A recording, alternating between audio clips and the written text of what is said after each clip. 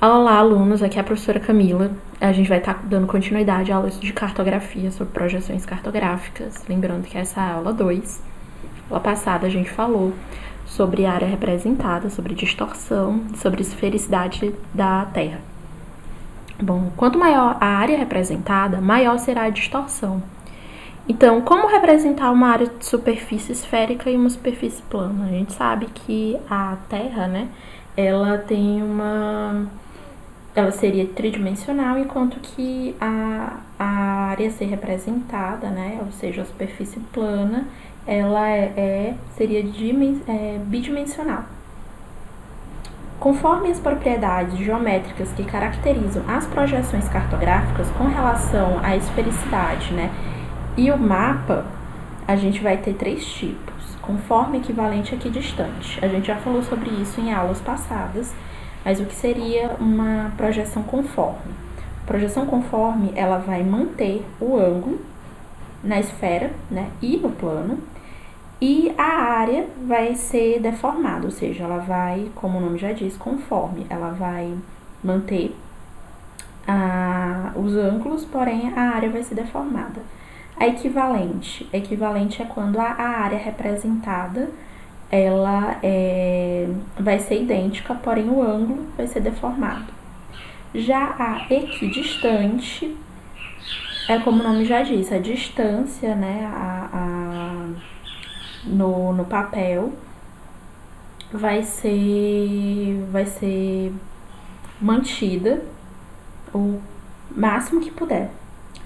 Então, a gente vai ter os tipos básicos de projeção. A gente vai falar sobre a cilíndrica, sobre a projeção de Mercator ainda, só que falando sobre projeção conforme, projeção de Peters e outros tipos básicos aqui de projeção. Mas voltando, projeção cilíndrica. O que seria uma projeção cilíndrica? Seria, como a imagem já está aí mostrando, quando você pega o papel, né, o dimensional, e ele envolto a esfericidade, quando você coloca ele no papel, ele vai tangenciar aí onde a gente observa que seria a linha do Equador, né? Então, por isso que o nome é cilíndrico. Porque a projeção cilíndrica, ela vai... Paralelos e os meridianos vão ser projetados na superfície de um cilíndrico, que vai ser planificado, né? Então, essa projeção vai mostrar paralelos como linhas perfeitamente retas, como a gente vê aí na imagem, e horizontais. E aí, os meridianos vão ser linhas perfeitamente retas e verticais. Então, dessa forma, as projeções cilíndricas vão provocar uma deformação na área localizada em latitudes elevadas. Por isso mesmo, a única área que vai ser melhor preservada vai ser a área próxima à linha do Equador. Então, a projeção conforme de Mercator, né, ela vai manter os ângulos retos, né, a gente já falou na projeção cilíndrica. Vai ter a escala real nas proximidades do Equador e vai ser mantida, e ela vai deformar quanto mais se afastar da linha do Equador. O exemplo mais comum dessa projeção aí é a de Mercator. Mas por que a de Mercator, né, ela vai ser a mais próxima, né? Porque a projeção de Mercator, né, ela mostra que à medida que se afasta da linha do Equador, as massas continentais, ou seja, aí a representação dos continentes, né, em média e altas latitudes vão apresentar um tamanho distorcido. Lembrando que a gente já falou sobre o Mercator também em aulas passadas. Mercator aí a projeção plana mais conhecida do século XVI vai ser a do Kramer, mais conhecido como Mercator, né?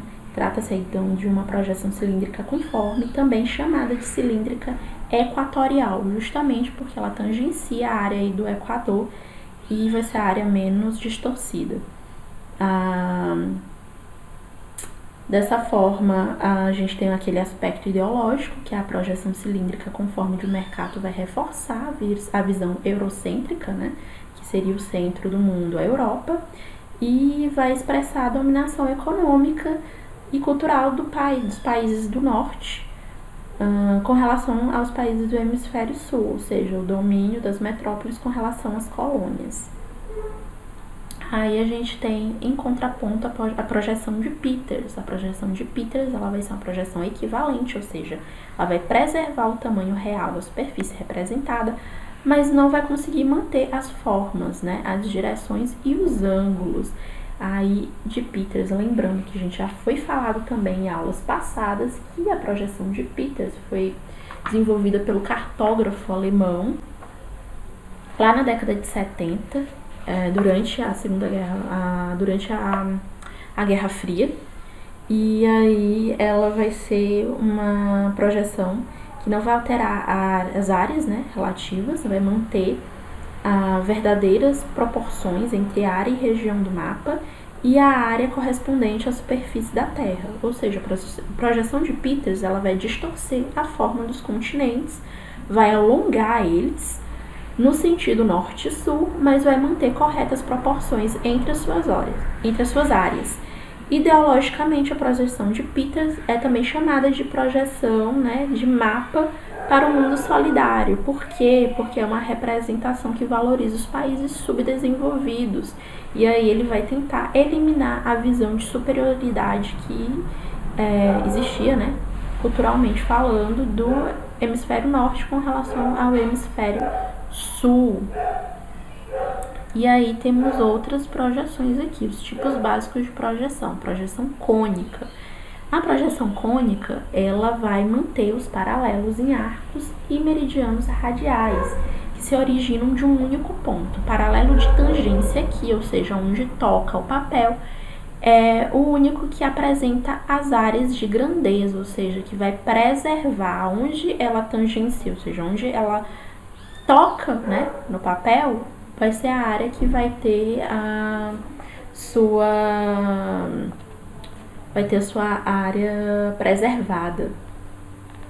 Então a gente tem a projeção cônica como um resultado da projeção do globo, não sobre um cilindro, mas sobre um cone, que é planificado. Essa projeção vai mostrar os paralelos circulares, enquanto que os meridianos vão ser vistos como retas radiais, todas com origem em um único ponto.